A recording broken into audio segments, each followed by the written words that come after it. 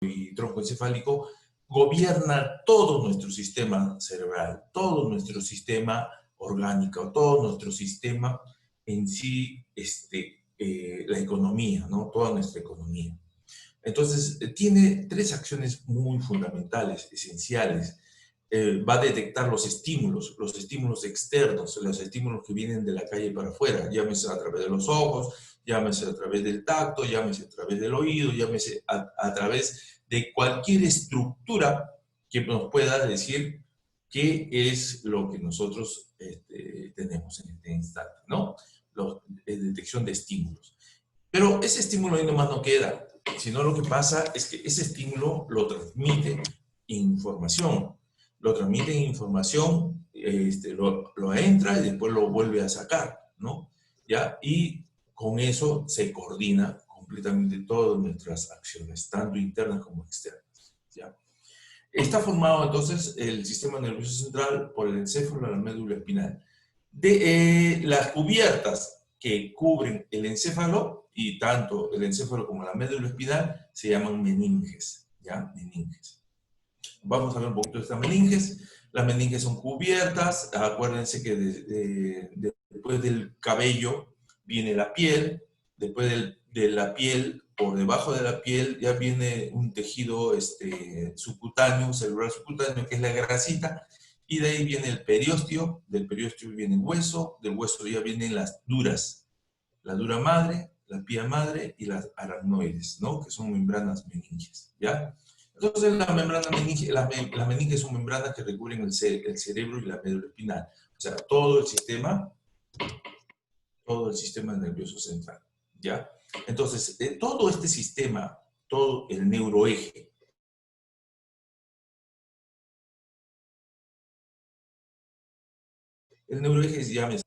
está siempre, va a estar siempre protegido por estructuras óseas, ¿ya? Y las tres membranas que ya habíamos hablado, que es la dura madre, la aracnoides y la pía madre, ¿ya? De afuera hacia adentro, la meninge se llama dura madre, aracnoides y pía madre. Eso es lo importante. Pero estas estructuras no son secas. Por dentro de ellas corre un líquido. Este líquido es un líquido fluido, incoloro, transparente, a cristal de rocas, que se llama, ¿no? Y ¿cuál es la misión de esto? Es que va a brindar tanto al encéfalo como a la médula espinal una protección mecánica, o sea, ante golpes, ante choques, ante traumatismos, ante cualquier cambio de volumen o de presión arterial, sanguínea, de sangre intracraneal, este fluido incoloro que se llama líquido encefalorraquídeo, es el que nos va a proporcionar eventualmente esa protección, ¿ya? O sea, que quiere decir que no solamente las capas están así, rígidas, sino dentro de ellos hay un fluido. Y ese fluido es el que permite que nosotros podamos golpearnos sin producir ningún daño cerebral, ¿ya? Este encéfalo raquídeo también tiene la propiedad de ser termorregulador, o sea, calienta en el tiempo frío y enfría en el tiempo caliente, ¿no? En menor medida va a transportar también nutrientes y elimina desechos del cerebro, ¿ya? Dentro de este líquido cefalorraquídeo, su formación es en los plexos coroideos. Va a circular a través de los espacios aracnoideos, ya, acuérdense, las meninges tenemos la dura madre, la pía madre, ¿no? Y la aracnoides entre los dos, entre la dura madre y la pía madre, la aracnoides. Y a través de esa cavidad aracnoidea, el espacio subaracnoideo, por ahí va a circular a los ventrículos cerebrales. Este líquido cefalorraquídeo va a transportar proteínas, va a transportar glucosa, va a transportar sales, sodio, cloro, potasio, calcio, ¿no? Hay un número ilimitado de linfocitos que son nuestra protección a través del líquido cefalorraquídeo, ¿no? Más o menos la cantidad de este líquido cefalorraquídeo entre el cerebro y la parte medular, de la médula espinal, es más o menos la mitad de una taza de té, ¿no? Una taza de té que es de 250, la mitad, 125 más o menos mililitros, y se renueva a la semana, se renueva. Ahora tenemos Otra ya entrando a la parte del cerebro. Si ustedes ven aquí en esta parte de abajo, ¿no? En esta parte de abajo, ustedes van a observar, este es un corte frontal, ¿ya? Un corte frontal, este corte frontal, miren ustedes, aquí hay una estructura media marroncita, pero en sí es una estructura gris, es una estructura gris, y la parte interna aquí, en este, es una estructura blanca. La estructura blanca tiene solamente, es de sostén y va a conducir impulsos nerviosos, ¿ya? Pero ¿quién crea los impulsos nerviosos? ¿Quién recibe, quién capta esos impulsos nerviosos? Es esta estructura gris que está en la periferia, ¿se dan cuenta? Esta es la encargada de generar impulsos nerviosos. Ya, aquí se confluencian una gran cantidad de cuerpos neuronales. El cuerpo neuronal, sus dendritas, sus terminales axónicos, sus neuroglias y todos esos, ¿no? Todas esas estructuras que ustedes bien conocen, que se llama célula nerviosa, ¿no? La célula nerviosa. Se sitúa en la parte superficial, como ya estamos viéndolo acá, se sitúa en la parte superficial, como una lámina delgada, ¿ya? Y que se adentra, tiene terminaciones que entran dentro de los glóbulos, a eso se llaman circunvoluciones, ¿no? Circunvoluciones. Los núcleos grises o basales se asocian a las funciones como las emociones.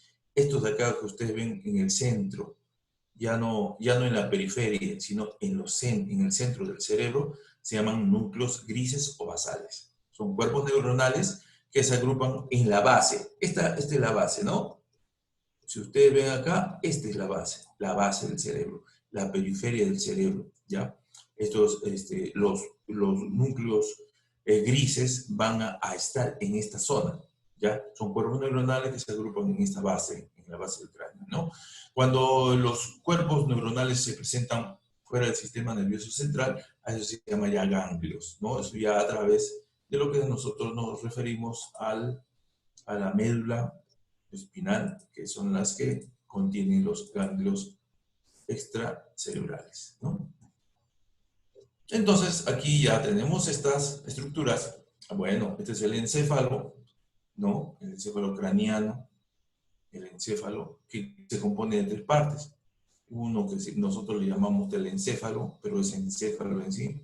El encéfalo, el cerebro, en la parte posterior, el cerebelo, y el tallo cerebral, que es esta estructura de acá, ¿no? El tallo cerebral, que son estas estructuras que están aquí. Son muy importantes. O sea, dentro de la estructura del sistema nervioso tenemos el cerebro, el cerebelo y el tallo cerebral, ¿no? Dentro de este tallo cerebral ya tenemos el bulbo raquídeo, el puente de Barolio, el mesencéfalo, ¿no? Y dentro de ellos también, dentro de la estructura ya más abajo del tallo cerebral, tenemos lo que nosotros llamamos el diencéfalo o encéfalo medio, en donde está el tálamo y el hipotálamo, muy importantes para otras estructuras que nosotros tenemos hormonales, ¿no? Las estructuras hormonales. Miren ustedes, esta es una diapositiva muy importante, muy interesante. Ustedes acá ven como una persona, ¿no? Como una persona, como un muñeco, miren ustedes cómo está, ¿no? Como un muñeco.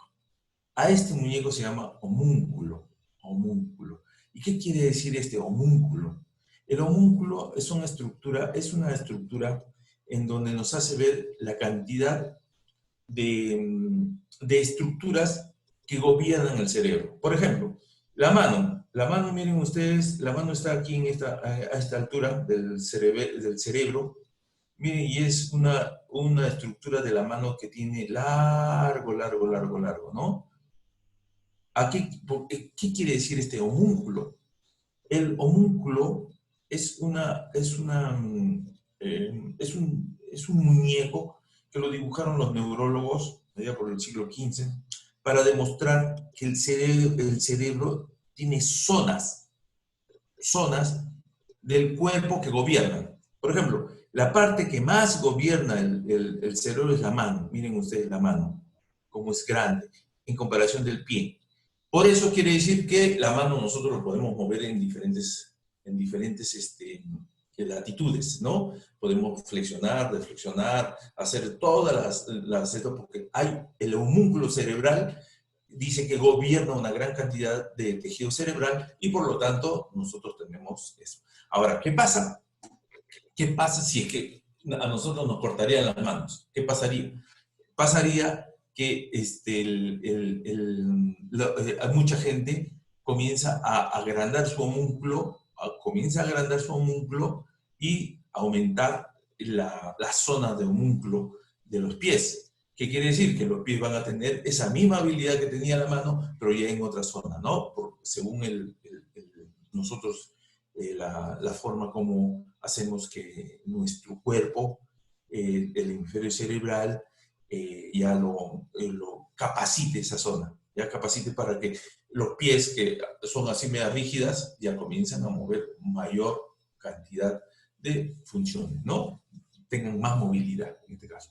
Miren ustedes la cara también cómo está, la cara acá también, ¿no? La boca, la cara, ¿no?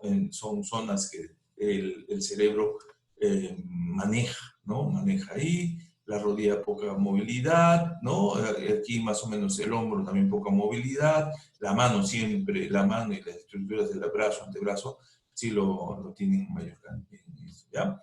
Entonces, nosotros, los lóbulos del cerebro, tenemos 4 lóbulos principales.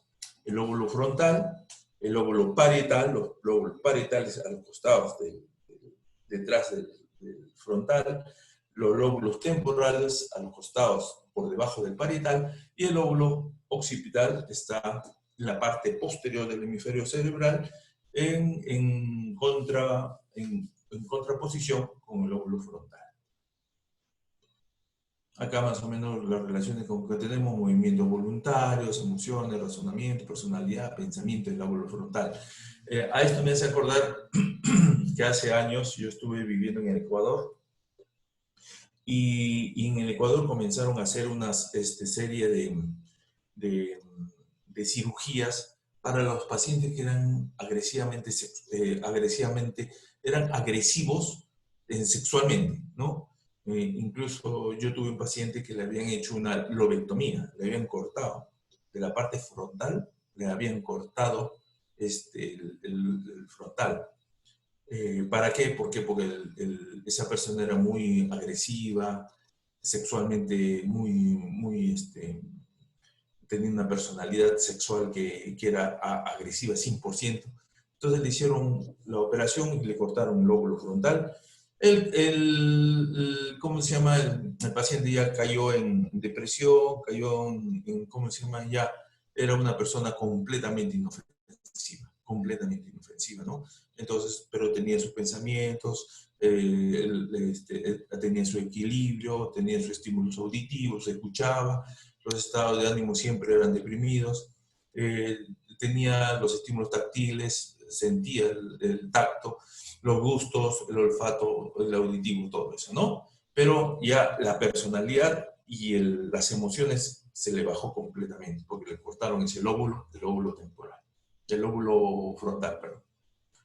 El cerebelo está situado detrás del cerebro y es más pequeño, ¿no? Ya es 120 gramos que tiene, es una especie de una mariposa, ¿no? Es una especie de una mariposa y tiene dos hemisferios cerebrales y el cuerpo vermiforme que está en la parte interna, en la parte media, ¿no?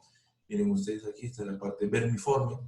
Por fuera tiene una sustancia gris, igual que el cerebro, y una sustancia interna blanca, y una forma, tiene una forma de un árbol, ¿no? Arborescente. Este se llama el árbol de la vida. El árbol de la vida. ¿Qué coordina los movimientos de los músculos al caminar, al realizar otras actividades motoras, así como parte del equilibrio?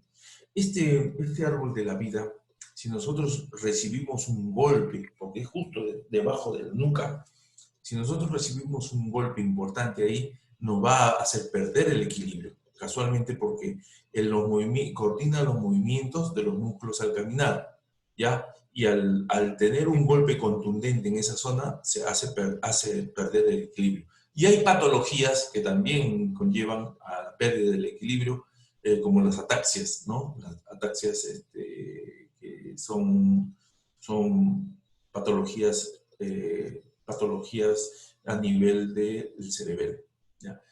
Ahora, debajo de este cerebelo tenemos lo que se llama el bulbo raquídeo o médula espinal, ¿no? Bulbo raquídeo, ya, que se complementa con la médula espinal. ¿Ya? El bulbo raquídeo es una parte importante del cerebelo, ¿no? Y el bulbo raquídeo, que es parte componente del encéfalo, y de ahí ya viene la médula espinal. Entonces, este bulbo raquídeo es a continuación de la médula que hace más gruesa al entrar en el cráneo, que se hace más gruesa al entrar al cráneo, ¿no?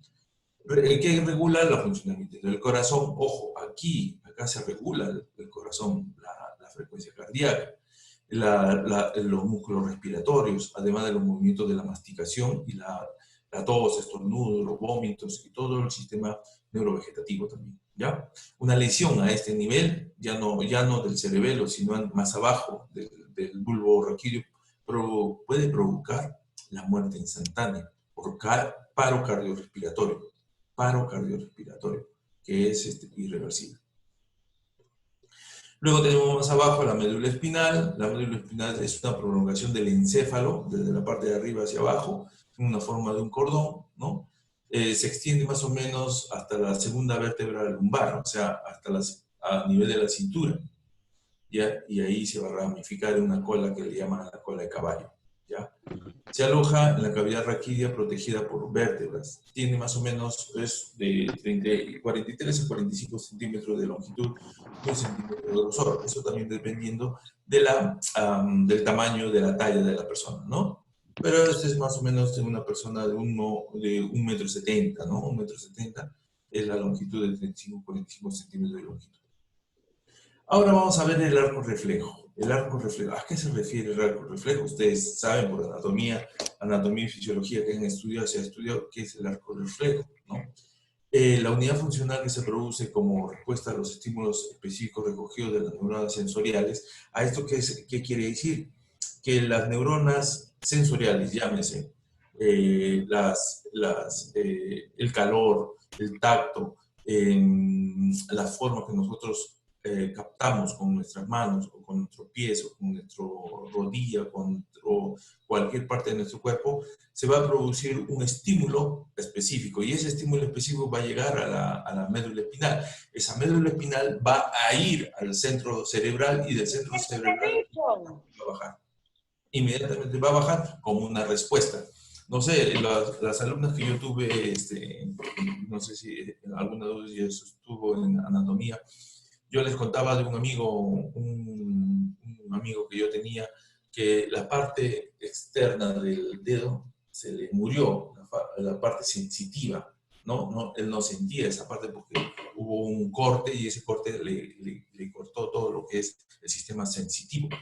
Y me acuerdo que yo una vez visitándolo, caminando, fui a visitar a su negocio, él era electrónico, y comenzó a fumar, ¿no? Y él sin querer puso el cigarrillo en la mesa, y sin querer también puso el dedo que no sentía, ¿no? El dedo que no sentía puso en el cigarrillo, y se estaba quemando, ¿no? Entonces, él no lo veía, pero comenzó a sentir carne quemada, ¿no? Ya, al sentir la carne quemada, mira hacia abajo, y su cerebro, recién con los ojos, observa que su dedo se estaba quemando, tanto por los ojos como por la nariz, que son parte del sistema nervioso central, ¿no? Entonces, al observar, él no sentía dolor, pero veía que se estaba quemando. Entonces, en un arco reflejo, ¡pum!, sacó la mano. ¿Se dan cuenta? Él no sentía porque el cerebro, el sistema sensitivo lo tenía bloqueado en ese momento, ¿ya? Pero para eso sirven las otras estímulos, ¿no? Los otros órganos receptores, como la vista, como el olfato, ¿no? Y como el oído también puede ser, ¿no? ¿Ya? Entonces la médula espinal recibe los impulsos sensitivos del organismo y los envía al cerebro vía Asia, va hacia el aferente, el cual envía impulsos motores a la médula, ¿ya?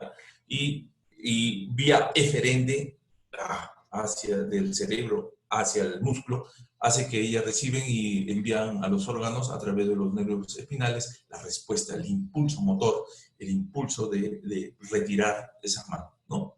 Una vez recibida la orden, el órgano receptor ejecuta la orden, ¿no? Ejecuta esta orden. ¿Cuáles son los componentes de un arco reflejo? El arco reflejo tiene que tener un receptor. En el ejemplo que le di de mi amigo que se estaba quemando, el receptor debería haber sido su dedo, pero como ese receptor estaba bloqueado, ¿no? Por el corte que sufrió de más joven, estaba bloqueado, entonces él no sentía nada. Entonces, en este caso, ya el receptor no era el sistema sensitivo, sino el receptor ya fueron tanto los ojos como primero la nariz, ¿no? El estímulo olfatorio es el que recepcionó eso, ¿no? Inmediatamente el cerebro manda a los ojos a mirar qué pasa, ¿ya? Mira que se está quemando su dedo, inmediatamente el cerebro ¿cómo se llama? Al cerebro ya sabe que se está quemando, inmediatamente hace quitar el brazo, ¿se dan cuenta? Entonces tenemos que tener un receptor, la neurona o fibra sensitiva que lleve la información al cerebro, el centro integrador en la sustancia gris, o sea, en la sustancia externa del cerebro, la fibra motora, que es la que regresa, y la unión de la fibra motora con el músculo para retirar la mano, en este caso de mi amigo, ¿verdad? A eso se llama arco reflejo. El sistema nervioso periférico cuenta con estructuras integradas que comunican tanto el sistema nervioso central con las partes externas del cuerpo. El sistema nervioso central, llámese encéfalo y raquis, médula espinal, tiene estructuras integradas que comunican este cerebro y este raquis ¿con quién? Con las estructuras externas del cuerpo. Entonces ya tenemos ahí un sistema nervioso periférico, ya no central, sino periférico. Y uno de ellos es el somático, que es los músculos, ¿no? Y otro el sistema nervioso autónomo, que es el sistema autónomo que es el corazón, los pulmones, el intestino, todos esos, ¿no? Y el sistema nervioso somático de cuerpo y el sistema nervioso autónomo. Este sistema nervioso somático ya está compuesto por los nervios craneales que ya habíamos hablado, los nervios craneales, ¿no? De entre ellos están el olfato, los ojos, los movimientos oculares, ¿no? Los sistemas nerviosos craneales y los nervios raquídeos. Y el sistema nervioso autónomo, el simpático y el parasimpático. Eso ya es una parte del sistema nervioso un poquito más profundo, ¿no? Hablaremos un poquito sobre este autónomo vegetativo. Autónomo porque no tiene movimiento controlado, sino solito, el movimiento son movimientos inconscientes, ¿no? Como por ejemplo el músculo liso, el músculo cardíaco, el sistema endocrino, ¿no? Tenemos que es el sistema cardíaco el más importante, y el músculo, por ejemplo, el sistema cardíaco, el corazón, por ejemplo, ¿no? El sistema cardíaco, corazón, que nosotros no decimos corazón, párate, corazón, detente un ratito. No, eso sigue funcionando, no, es autónomo, es completamente vegetativo, es autónomo. Es un sistema estrictamente motor, formado por vías aferentes. Aferentes son los que van hacia el cerebro, ¿no?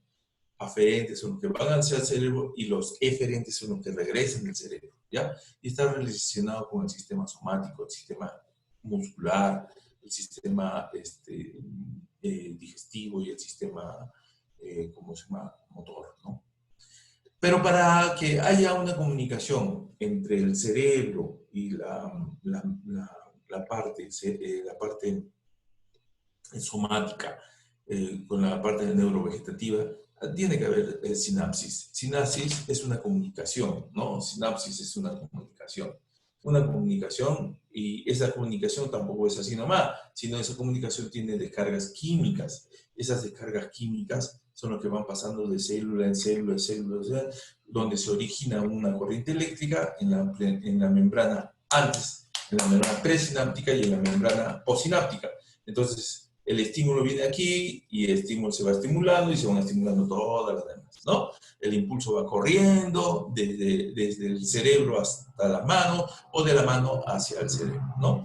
Las neuronas en sí van a segregar un neurotransmisores que se va a depositar en el espacio sináptico y acá, por ejemplo, aquí vemos aquí en las periferias se están provocando esas sinapsis, ¿no? Y las pre y post sinapsis lo captan y se excitan o se inhiben, ¿no? Se inhiben. En la transmisión de los impulsos nerviosos, el sistema simpático interviene la epinefrina o norepinefrina. Entonces, ustedes, cuando hablen de la adrenalina, que la adrenalina es también epinefrina, la adrenalina es un neurotransmisor que está en el sistema nervioso simpático. Mientras que en el parasimpático ya está la acetilcolina, por lo que ambos sistemas también reciben el nombre de sistema adrenérgico o sistema colinérgico respectivamente. Eso a ustedes les interesa por ser estudiantes de farmacia, qué es el sistema adrenérgico y qué es el sistema colinérgico, ¿ya? Entonces nosotros tenemos que, una de las cosas que nosotros en medicina, yo les voy a decir, una de las cosas que nosotros siempre valoramos, evaluamos, o en su efecto nos agarramos de ello, es ¿cómo le digo? Es de las, no sé si ustedes habrán escuchado la palabra recursos para acordarse de algo, ¿no? Las mnemotecnias, ¿no? Entonces nosotros decimos la acetilcolina, ¿ya? Es para el parasimpático. Y el simpático es la epinefrina o adrenalina. Entonces, si nosotros agarramos el simpático, ¿no? El simpático, que es la adrenalina aquí, o epinefrina, o adrenalina. Si nosotros acá tenemos la adrenalina, nosotros vamos a decir que es simpático, ¿no? Ya, entonces nosotros agarramos de la NA, adrenalina, y lo mezclamos con el SI, del simpático. En cambio, del parasimpático, agarramos el PA y lo mezclamos con la colina. Y entonces ya tenemos el PACO. Entonces, fíjense ustedes, ¿quién es el si a nosotros nos preguntan quién es el neurotransmisor del sistema simpático? Se llama adrenalina. Nazi, ¿no? Ya lo mezclamos esto, nazi. ¿Y quién es el neurotransmisor para el parasimpático? Es la colina. Acetilcolina, el PACO. Esas son nomenclaturas que nosotros, mnemotecnias que nosotros en medicina usamos. Pues no somos tan... Mucha gente piensa que los médicos somos tan, no, y no es así, ¿no? No es así, sino que tenemos nuestros artilugios para acordarnos, y eso, como ustedes se darán cuenta, eso nosotros lo leemos, lo practicamos, lo tenemos, y ya no nos olvidamos toda la vida, ¿no? Entonces ya eso ya son recuerdos nuestros, de nuestros estudios que tenemos, y completamente lo evaluamos. Nosotros cuando ya estamos en estudios generales, con estudios más especificados, más específicos, pues nos acordamos, ¿no? Entonces, la acetilcolina, ¿cuál es un neurotransmisor? ¿No? Perdón, la acetilcolina es el neurotransmisor del sistema parasimpático. Y la norepinefrina es el neurotransmisor del simpático, ¿no? Nazi y PACO.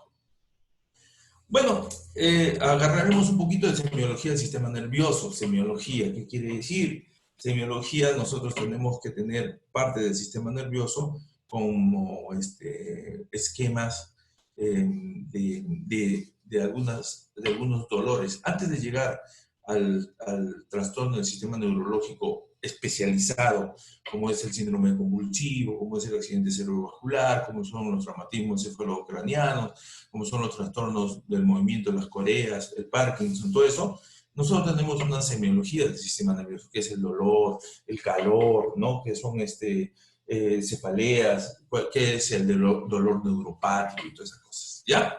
Entonces, miren ustedes, en la enfermedad del cerebro, con compromiso de la capacidad del paciente, se requieren otras fuentes de información. O sea, generalmente cuando viene un paciente a nosotros y nos refiere que tienen una cierta patología, entonces nosotros, cuando hay un problema de compromiso cerebral, un compromiso del paciente, entonces nosotros tenemos que requerir información de otras familiares. Por ejemplo, ¿qué les digo yo? El paciente no despierta desde la mañanita, no despierta.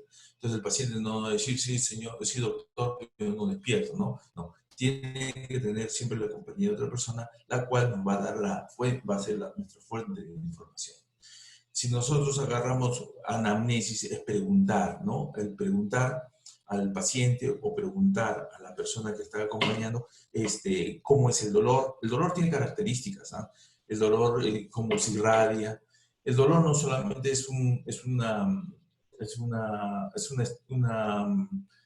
un síntoma desagradable, ¿no? Sino tiene varias características, ¿no? Puede ser un dolor lancinante, como es cuando las estructuras comienzan a hacer como si fuera un látigo, ¿no? Es un dolor quemante, es un dolor quelante, es un dolor que oprime, que comprime, que es un dolor fulgurante, que quema también, ¿no? ¿Ya? Ese dolor y sus irradiaciones. Si que hay problema de trastorno de la marcha, o estructura de la escritura o de la lectura, o si hay trastornos de la audición, visión, gustación y olfacción, como ahora se está dando mucho en lo que es el COVID, ¿no? En el COVID, los trastornos de gustación y olfacción son bastante graves. ¿Por qué? Porque se ha visto que el microbio, en este caso el virus, ataca a este sistema de la gustación y de la olfacción, ¿no? En términos generales. Bueno, ¿cuáles son los signos y síntomas neurológicos conocidos por todos nosotros? ¿Cuáles son? Sí, son importantes. ¿Cuál es? Uno de ellos es el dolor. Todo paciente que visita un centro médico, una posta médica o a un médico, quien lo lleva va a ser el dolor. El dolor es el principal motivo de consulta. Si a mí se me adormece mucho la mano y no pasa nada, no hay dolor, no voy al médico. Pero si esta se comienza a adormecer y comienza a dolerme, es ahí donde yo voy a consultar al médico, ¿no? Voy a consultar a un especialista, voy a consultar a un centro de salud, ¿no?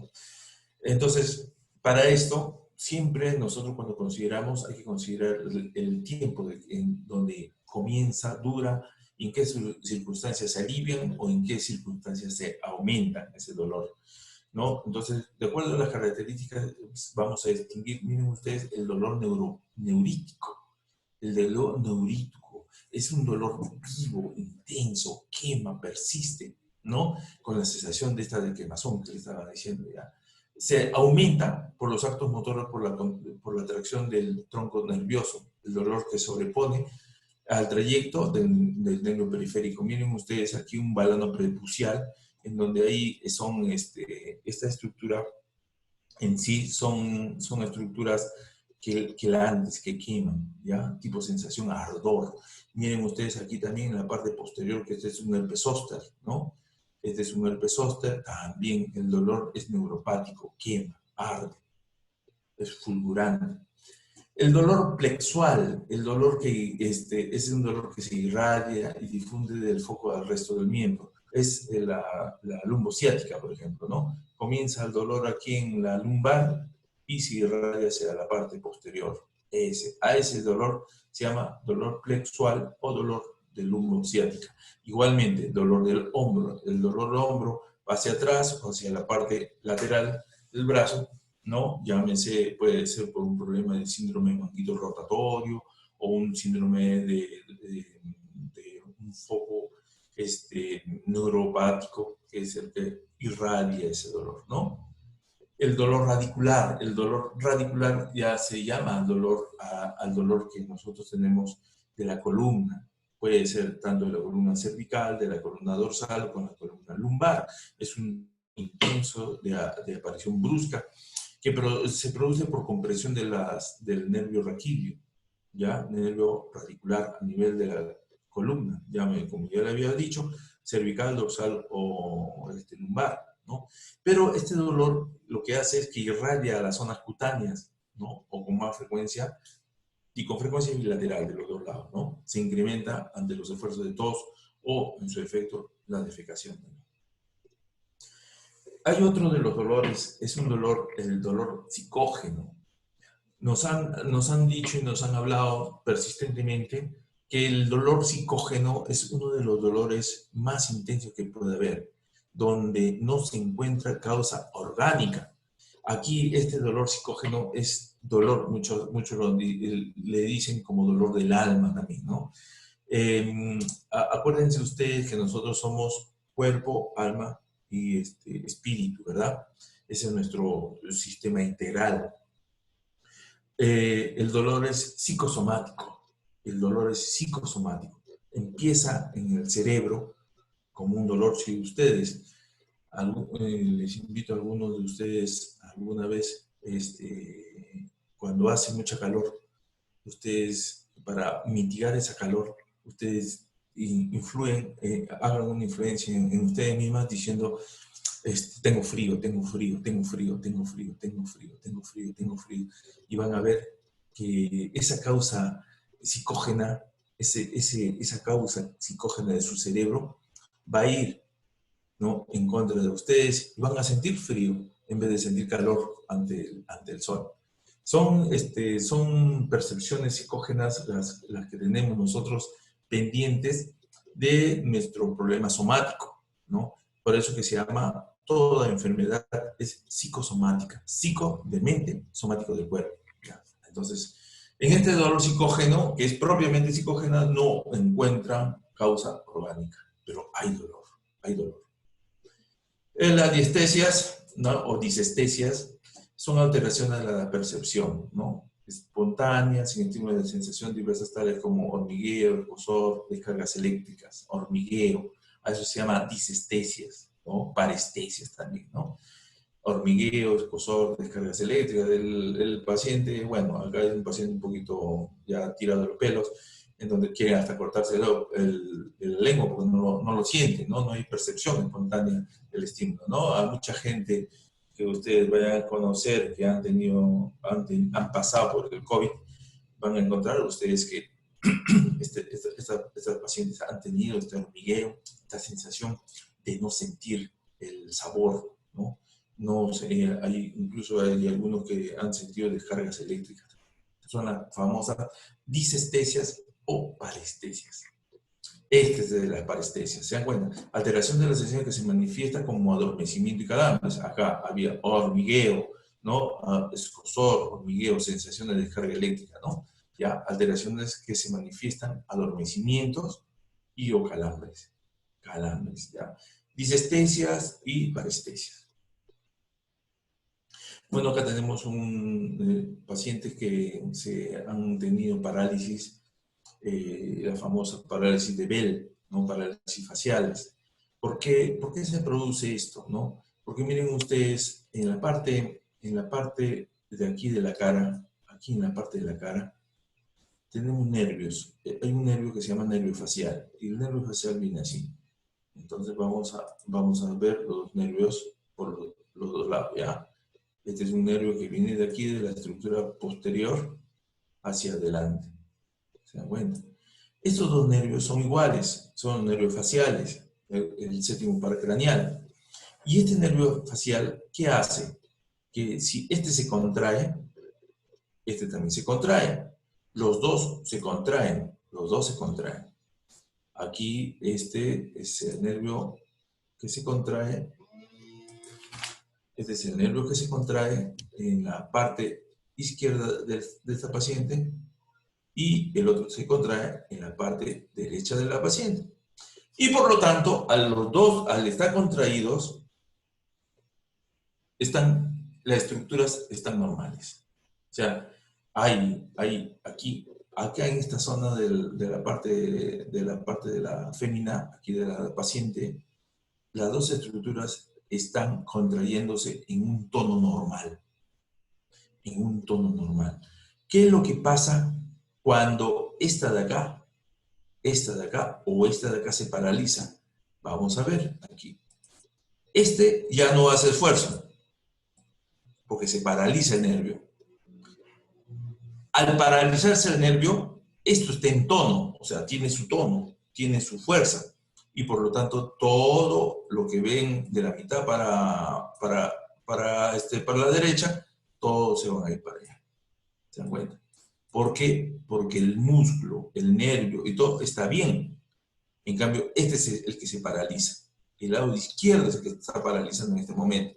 Y al paralizarse el lado izquierdo, todas las estructuras son jaladas para el lado bueno. Bueno, entonces, ¿qué quiere decir esto? Que en una parálisis, cuando ustedes vean que este está tirando, es porque es el lado bueno. En cambio, el lado paralítico no se mueve, no se mueve. Tampoco cierran los ojos y tienen problemas con en la parte superior del frontal. ¿No? Miren, este niño no puede cerrar. Este niño no puede cerrar. ¿Por qué? Porque todo este lado de acá, el lado, en este caso, el lado del niño es el lado derecho. Todo ese lado derecho del niño está paralizado y todas las estructuras están yendo para este lado. Por eso que no cierra tampoco, porque hay una estructura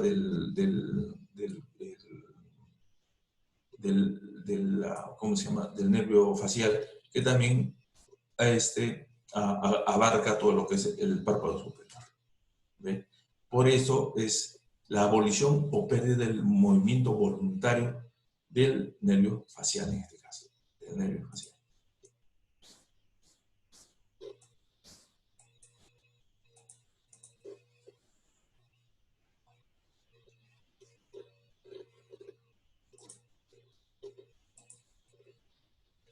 Las parecias, ya no parestesias, sino parecias.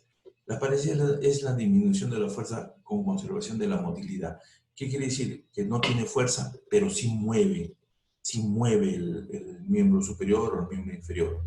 Las parecias son sinónimos de algún accidente cerebrovascular isquémico, transitorio, o que pueden evolucionar también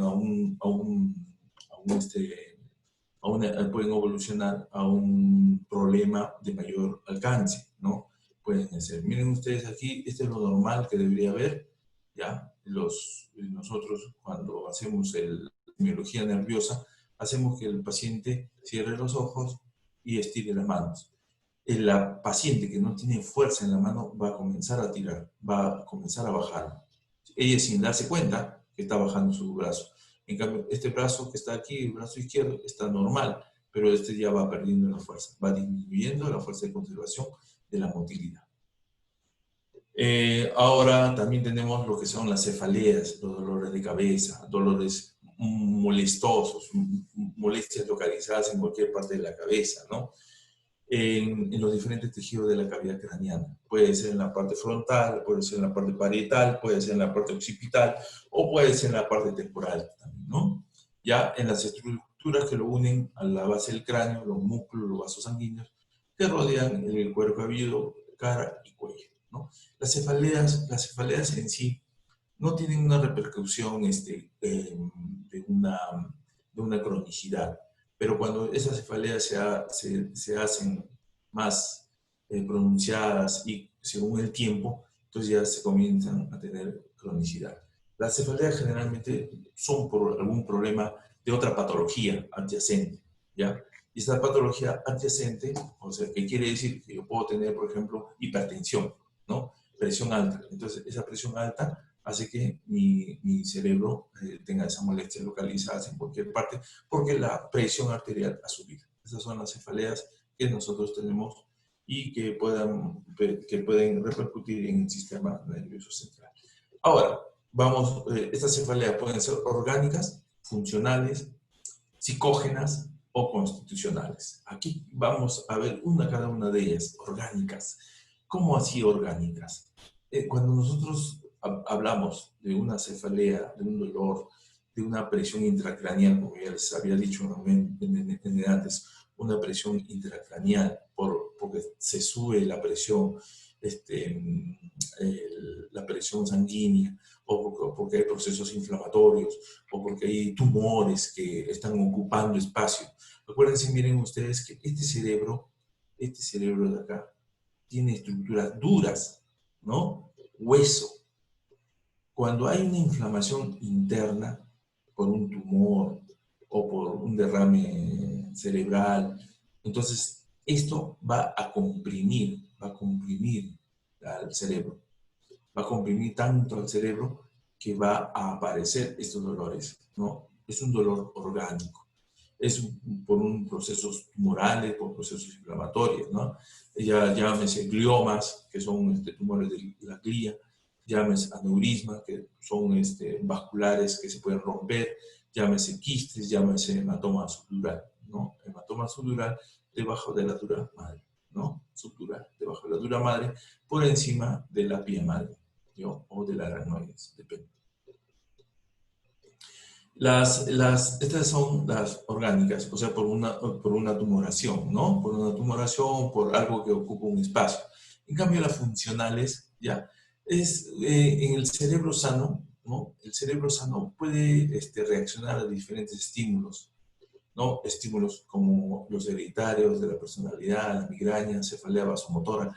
En este caso, podemos tener jóvenes que tengan problemas cerebrales de tipo migraña, ¿no? Ya, que son las hereditarias, o por personalidad, que son amarguetes, ¿no? Que tienen cólera, todo, y hay vasodilatación o vasoconstricción de los vasos meningios y comienzan a doler la cefalea, ¿no? O cefalea motora también, ¿no? Por estrés, porque se contrae la parte posterior del occipital, y esa parte posterior del occipital hace que se contraigan también todos los vasos sanguíneos, y es lo que provoca contracción de los vasos sanguíneos, y es una cosa funcional. No es orgánica, porque orgánica, acuérdense, ya les había dicho, tumoración, que haya tumor, que haya algo que ocupe espacio, que es lo que provoca esas orgánicas, ¿no? Pero por la presión intracraneal. En cambio, en las funcionales no. Es un cerebro sano, pero que tiene problemas por personalidad del paciente, por la migraña que son hereditarias, o por las cefaleas vasomotoras, por el estrés que puede ocasionar en los momentos que esté viviendo la persona. En las cefaleas psicógenas, como ya habíamos dicho de los dolores psicógenos, no hay un mecanismo orgánico, ¿no? No hay un mecanismo orgánico, ni vascular, ni meningio, ni muscular como causa del dolor. Ya, estas cefaleas psicógenas son propias del cerebro de la persona. Ella inventa ese dolor psicógeno, aumenta, lo puede exacerbar. Exacerbar quiere decir que puede aumentar con mayores cosas, ¿no? Y generalmente son propias de las personas histéricas, ¿no? Cuando ustedes llegan a un hospital y hagan sus prácticas o ya estén trabajando, van a encontrar a muchos pacientes que van a llegar en forma que les duele todo, les duele hasta el alma, les duele, ¿no? Y a esta persona nosotros muchas veces la catalogamos como H. Es una persona H. ¿Qué quiere una persona H? Histérica. Persona histérica. Son personas que tienen problemas mentales, en el sentido de la palabra, psicógenas, ¿ya? Pero que tienen problemas de personalidad, ¿no? Personas histéricas.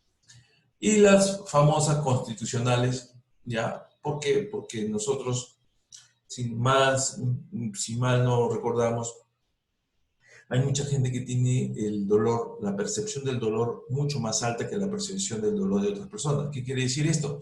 Que hay gente, por ejemplo, le puedes estar cortando el dedo y no se inmuta mucho. Le duele, pero no se inmuta mucho. En cambio, otras que ya les cortaste la uña y se mueren de dolor. ¿Se dan cuenta? Esas son las famosas constitucionales, la hipersensibilidad al dolor. Unas que aguantan el dolor en buena cuenta, en buena palabra, aguantan el dolor y hasta el más fuerte, y otras que no aguantan el dolor, así sea el dolor más suavecito. Lo exageran, ¿no? Exageran. Esas son las cefaleas constitucionales. Hasta acá, chicos, ¿alguna pregunta, por favor? A ver, me gustaría que participen.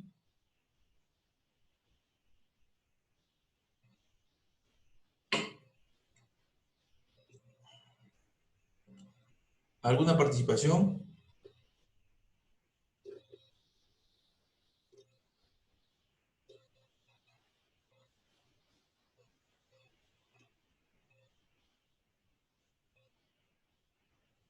Profesor, buenas tardes, ¿me escucha?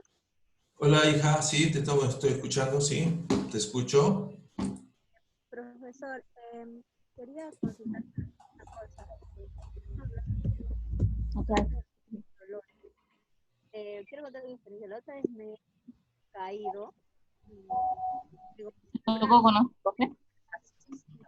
y el dolor que siento es más que todo de lo que es el brazo, generalmente no lo puedo estirar bien.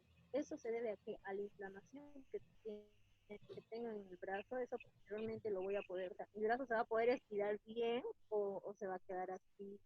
¿Y por qué es el dolor que se me irradia? Porque lo que me he malogrado más o me he lesionado más es la muñeca, pero se me irradia hasta el hombro. Claro, miren, los dolores son dolores que se propagan por la inflamación también, ¿no? La inflamación. Hay un golpe, si hay un golpe, hay una estructura que está dañada, hay una estructura que está inflamada, el ser humano tiene ese proceso de inflamación, ¿no? Al toque nomás ahí se constituyen leucocitos, linfocitos, de todo, todo, todo. Por eso es que los analgésicos y los antiinflamatorios son los que ayudan ahí, ¿no? Son los que ayudan. ¿Para qué? Para que no pueda haber para que se desinflame esa zona y para que haya. Pero ahora, ¿por qué se irradia? ¿Por qué irradia? O sea, ¿por qué si yo me golpeé acá porque me duele acá? ¿No? Por esa irradiación, por ese componente que ya habíamos hablado de lo que es la estructura de arco reflejo, ¿no? Que es el que va a llevar en todo el torrente, en todo el camino del nervio, va a llevar esa información de dolor, ¿no? Acá hay una pregunta de Caterín, dice, profesor, ¿las cefaleas constitucionales son solo cuando la persona exagera en el dolor? No, no es que exageren, hija. Lo que pasa es que hay umbrales de dolor. Bueno, ¿a qué se refiere umbral? Si nosotros tenemos una puerta altísima, se llama umbral alto, ¿verdad? Y en cambio, si tenemos una puerta baja, bajita, que es 1,50 m, ese es un umbral bajo. ¿A qué me refiero a eso? Que mucha gente tiene el umbral alto del dolor. El umbral alto. Quiere decir que para que esa persona tenga un dolor, uno le tiene que hacer muchas cosas para que esa persona que con umbral alto sienta el dolor. En cambio, hay otras personas que no, que solamente con tocarles nomás el cabello se mueren de dolor. Por ejemplo, las que se le ponen los inyectables. Generalmente, las damas tienen el umbral del dolor mucho más alto que los varones.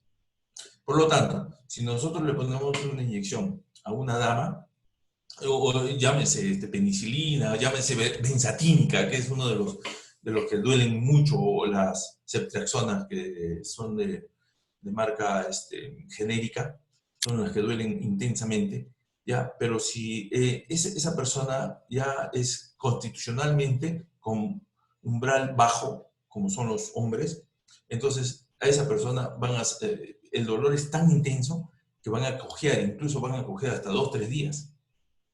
¿Ya?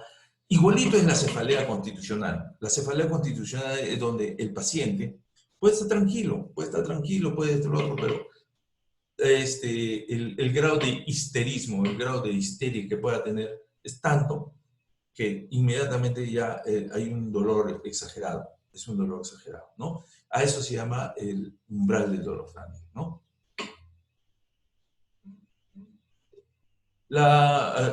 Pamela me pregunta, ¿Cuál es la diferencia entre cefalea y migraña? La cefalea es una sintomatología dolorosa, nerviosa, que puede ser ocasionado por tensión nerviosa, por tensión, eh, por un problema de tipo secundario a una hipertensión arterial, todas esas cosas, ¿no? Es aguda, la hipertensión es aguda, perdón, la cefalea es aguda, es hemicranial, ¿no? En cambio, la migraña no, la migraña ya, de la migraña no se conoce realmente cuál es la etiopatología, o sea, no sabemos cuál es en sí el problema de la migraña, ¿ya? Pero es una cosa crónica, una cosa que tiene su, ¿cómo se llama? ¿Cómo le digo? Que tiene un foco epileptógeno incluso, ¿no? ¿Ya? Se ha encontrado que la migraña son constitucionales hereditarias. Si el papá o la mamá ha tenido, es lógico que el hijo o la hija vaya a tener, ¿no? Pero muchas veces estas migrañas han sido superadas con los cambios hormonales. Por eso le digo, no hay no hay un conocimiento exacto sobre las migrañas, pero de la migraña sí sabemos que tiene problemas de tipo hormonal, que pueden tener de tipo constitucional, o sea, cuando hay problemas de tipo de la exageración al dolor, ¿no? Cuando hay un problema de tipo incluso hasta tumoral, ¿no? Muchas veces el tumor también desencadena ciertas inflamaciones de la estructura cerebral y también se ha visto que las estructuras vasculares, llámese la dilatación o la constricción, sobre todo más la vasodilatación cerebral, es la que provoca estos dolores de cabeza, ¿no? Entonces es diferente. Uno es crónico y otro es agudo, ¿no? Dice Rosa Quispe, dice, doctor, de un golpe de aquellos años en la parte del cerebelo a futuro, ¿puede adormecer los labios? No. Generalmente el cerebro no tiene la capacidad de recordar, ¿no? El que sí tiene capacidad de recordar son las estructuras de abajo, ¿no? Las estructuras, por ejemplo, las vertebrales. Si tú te sufres cayendo, las estructuras no de la médula, sino de la parte ósea que cubre la médula, eso se va achatando, y cuando ya tienes una cierta edad, ¿no? Y haces ciertos ejercicios entonces eso puede pellizcar la médula, y eso es lo que puede provocar las irritaciones medulares, provocando ciertas dolores lumbociáticos, ¿no? Entonces al final te hacen una tomografía y ven que está chato esa zona, y ahí sí hay problemas que hay que incluso hasta operar, ¿no? Pero en el cerebelo no, en el cerebelo o te golpeas y se te inflama y tienes tus ataxias o tienes tus desequilibrios, o su efecto a futuro no tiene nada que ver, ¿no? A ver, dice, ¿en qué zona de la cabeza se presenta el dolor para que sea considerado una migraña? Generalmente la migraña es hemicranial, ¿no? Tiene un dolor hemicranial, es pulsátil, tiene un aura, o sea, un aura quiere decir que yo estoy tranquilo cuando después siento una sensación como que como que ya tengo algo de malestar, ¿no? Y ya es pulsátil, pum, pum, pum, ¿no? Ya, en cambio, el estrés no, el estrés ya es un dolor en la parte posterior, ¿no? Yo estoy estresado, comienza a dolerme en la parte posterior, me comienza a tener problemas de contractura a nivel de los... Hay unos nervios detrás del cuello, se llaman Arnold. Esos dos nervios que salen del cuello para la parte posterior de arriba, ¿no? Por la parte posterior, ese se inflama y eso se llama arnolditis. Y esa arnolditis puede ser por estrés o puede ser por problemas de tensionales, ¿no? Por eso que nosotros los médicos sabemos que cuando una persona viene con su dolor en la parte occipital que se lleva casi a la mitad del cerebro, puede ser un problema de tipo tensional, del estrés o preocupación, ¿no? A ver, profesor, dice, las cefaleas o migrañas pueden ser causadas también por estrés, y ya hemos hablado de eso. La migraña es una migraña, la migraña generalmente es crónica en jóvenes, niños o en adultos, pero que va desapareciendo poco a poco también por la edad o poco a poco según su sistema hormonal, pero sí pueden ser desencadenadas por el estrés, sí pueden ser desencadenadas. Cualquier cefalea o cualquier migraña puede ser desencadenada por el estrés. Vanilis Gutiérrez me dice, ¿cómo afecta la ansiedad al sistema nervioso? Acuérdense, a ver, ¿quién me dice qué es el neurotransmisor del simpático? A ver, al toque nomás, a ver, ¿quién me dice? Voy a ponerle nota. La Neurotransmisor. adrenalina, profesor, o epinefrina. La adrenalina. ¿La qué? La adrenalina. Adrenalina o epinefrina. ¿Quién me habla? ¿Dora o Rosa? Profesor, yo le hablé Gutiérrez, primero. profesor, Rosa. adrenalina o epinefrina. Rosa, sí. Ya, Rosa. Rosa dice que es la epinefrina o adrenalina, ¿no? No, yo dije adrenalina. Claro, entonces sabemos que es los neurotransmisores en sí son equivalentes a, ¿qué les digo yo? A un jugo, ¿no? A un jugo en la que nosotros, si le echamos el juguito, funciona. Si no le echamos el juguito, no funciona. Esos son los neurotransmisores, ¿no? Y efectivamente, la noradrenalina, ¿no? Es del sistema simpático, ¿ya? Si nosotros, el sistema simpático, acuérdense que es adrenalina. ¿Qué es adrenalina? Adrenalina es una sustancia que nos hace correr, nos hace suspirar, que nos hace tener miedo, que nos prepara a nuestro cuerpo para salir disparado de algo malo, ¿verdad? Entonces, esa es la adrenalina. Entonces, la adrenalina hace funcionar al sistema simpático. El sistema simpático va a los músculos, le llena de sangre, va al cerebro, le llena de demás neurotransmisores y la persona huye. ¿Se dan cuenta? Asustado. Pero al huir asustado, ¿qué hace? Que la adrenalina al corazón también lo hace bombear duro. Bum, bum, bum, bum, bum, bum, bum, bum. Y ese corazón, bombeando duro, llega al cerebro. Ese cerebro también se llena de sangre porque necesita correr, necesita más oxígeno para seguir corriendo. ¿Se dan cuenta?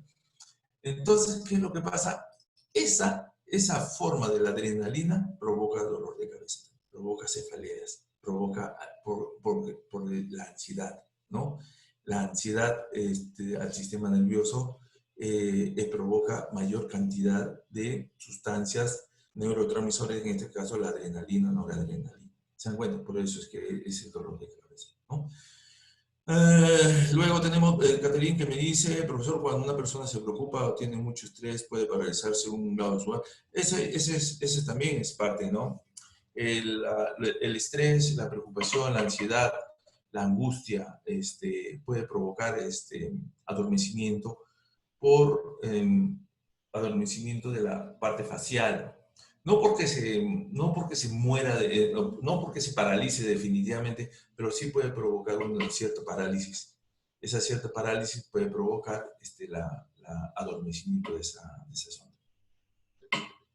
Doctor, una pregunta ahí. Cuando se adormece, ¿qué tratamiento debería de hacer?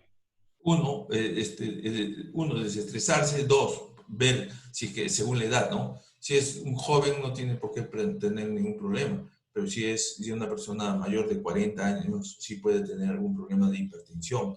Hay que evaluar a ese paciente, ver la hipertensión, no es que esté haciendo un accidente cerebrovascular, que es lo que vamos a ver en la siguiente clase, un accidente cerebrovascular por ruptura de un vaso. Acuérdense, cuando uno está con la adrenalina alta, la presión arterial también está alta, ¿no?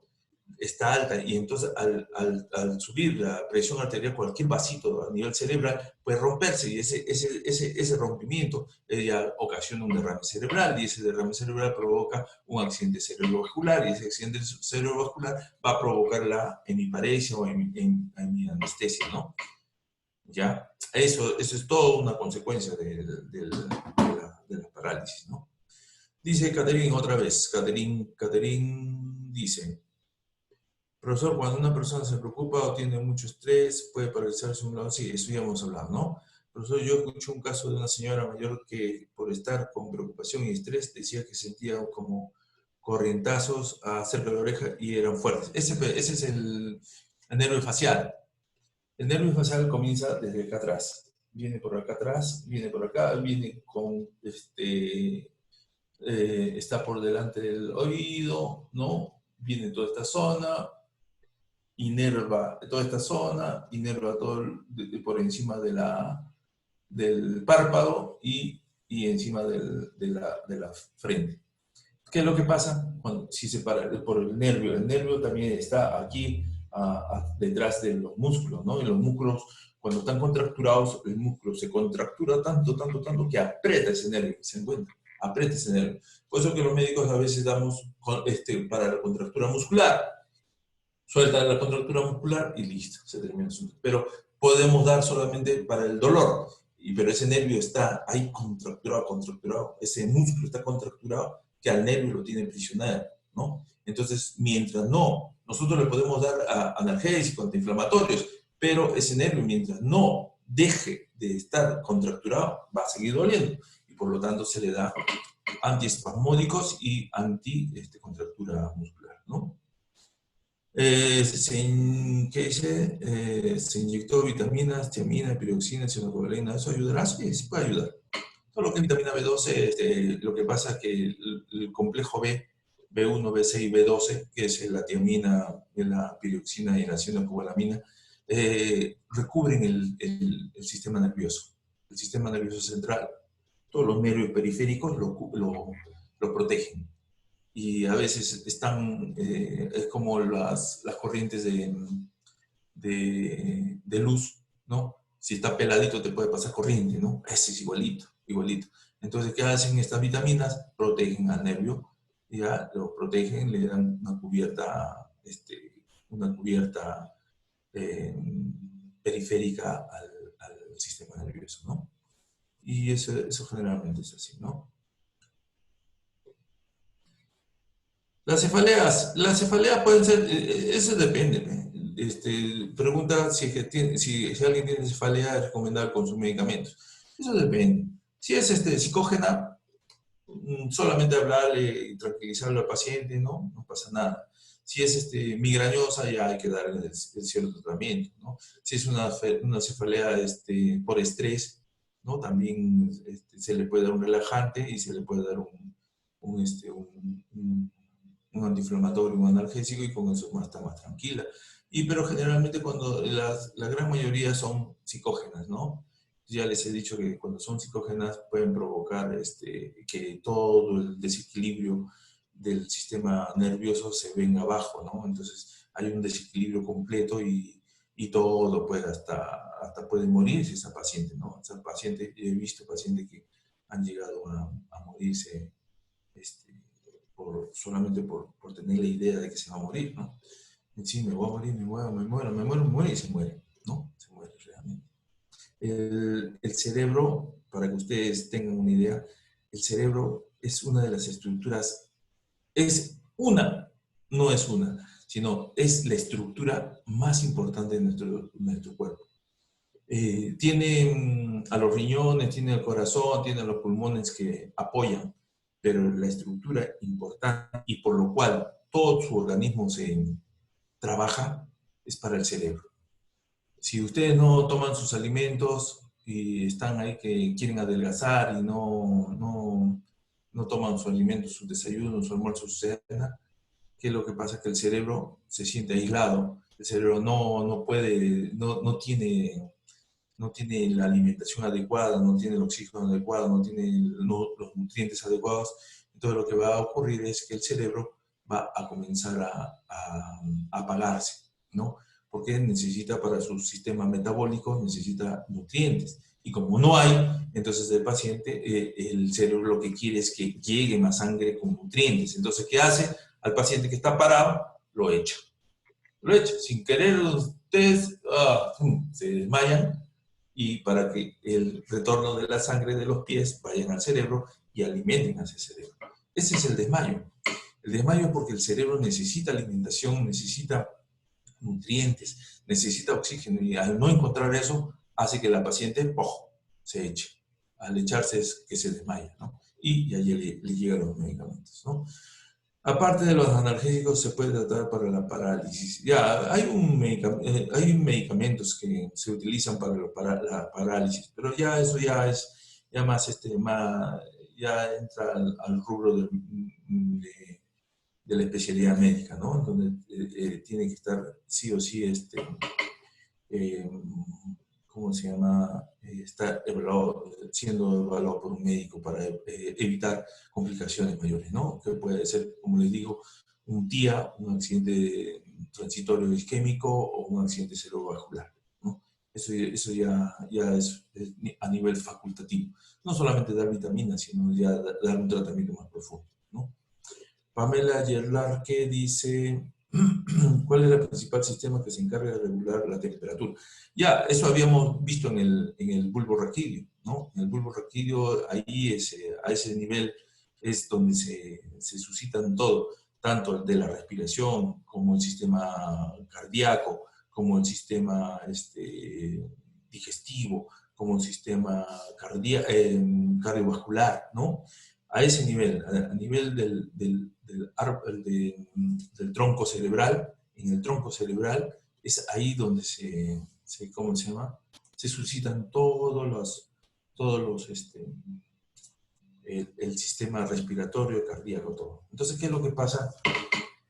Si ustedes se encuentran en una situación en la que se golpean el cerebro, si ustedes se golpean el cerebro, por dentro se inflama, ¿no? Se inflama. Ahora, si el golpe es muy fuerte, ya, esta inflamación puede conllevar a que haya líquido que se extravase, o sea, líquido que salga de los vasos sanguíneos y comience a inundar el cerebro. El cerebro no tiene por dónde salir. El cerebro no tiene por dónde salir. La única apertura que tiene es por debajo de la base, que es por donde sale el bulbo raquídeo, con la médula espinal. Entonces, como el cerebro es empujado por el líquido arriba, comienza a comprimir a ese cerebro, lo comienza a comprimir. Y esto ya es parte del siguiente trastorno del sistema neurológico, ¿no? Que lo vemos en la siguiente clase, pero ahorita solamente le voy a dar alguna idea así general. Entonces, el cerebro, como no puede salir por ningún sitio, es tirado hacia abajo, hacia abajo, hacia abajo, porque por arriba no va a salir, porque tiene el cerebro y el sistema cerebral es duro, ¿no? En los huesos es duro. Entonces, por la única puerta de salida es por abajo, por la única puerta de salida es por abajo. Y al ir hacia abajo, ¿quién se comprime ahí? ¿Quién se comprime? Se comprime lo que nos estábamos hablando de antes, ¿qué? El bulbo raquídeo. Y al comprimirse el bulbo raquídeo, porque pasa por ese lado, al comprimirse ese bulbo raquídeo, porque está bajando, porque el líquido que está arriba, el edema, está tratando de botarlo, entonces ahí viene el problema del paro cardiorrespiratorio, ¿no? Paro cardiorrespiratorio. Entonces lo que hacemos los médicos es evitar que ese líquido que está dentro del cerebro se acumule y sacarlo, ¿no? Ya tenemos medicamentos osmóticos ya que usamos nosotros en las redes hospitalarias para eliminar ese líquido, ¿ya? Bueno, chicos, entonces un gran servicio. La tarea del día de hoy es ver, no lo he puesto en la plataforma, pero sí le vamos a decir que la tarea del día de hoy es el ver lo que es el homúnculo cerebral, ¿ya? El homúnculo cerebral. ¿Me escuchan? Sí, profesor. Ya. Entonces, la tarea, yo lo voy a poner en la plataforma, pero ustedes me tienen que revisar lo que es el homúnculo cerebral. Profesor, disculpe, ¿qué debemos de hacer? ¿Solo leerlo o hacerlo? O de repente, si es que No, no investigar, hacemos ¿qué es? dibujarlo. No, investigar Ah, qué ya, es el homúnculo cerebral, ¿ya? ya. Esa es la tarea del día de hoy. Investigar qué es el homúnculo cerebral y qué cosas trae, ¿verdad? ¿Qué es? En sí, ¿qué es? Yo quiero saber que ustedes conozcan qué es el homúnculo cerebral. Hacer un resumen, ¿no? Sobre así se llama, homúnculo cerebral. Un resumen, ¿ya? O una... Entonces, esto lo estamos haciendo desde el día de hoy hasta el día 21, ¿ya? Hasta el día 21 en la que ustedes van a tener que darme ¿cómo se llama? La tarea a través de la plataforma para yo poder calificar, ¿sí? Ya está hecha ya la tarea, hacer un resumen sobre el homúnculo cerebral. ¿Ya? Y nos vemos a la siguiente clase. ¿Ya, chicos? Sí, profesor. Ya, entonces, entonces nos vemos, chicos, ya, ya es hora, ya hemos terminado. El día martes de la siguiente semana nos veremos, ¿ya? Muy bien, Profesor, chicos. ¿Ah? profesor, ¿en cuántas hojas van a ser? ¿En cuántas qué? ¿En cuántas hojas va a ser el resumen? Mínimo dos hojas, ¿ya? Ya, profesor. Listo, ya, chicos, gracias. Hasta luego, cuídense.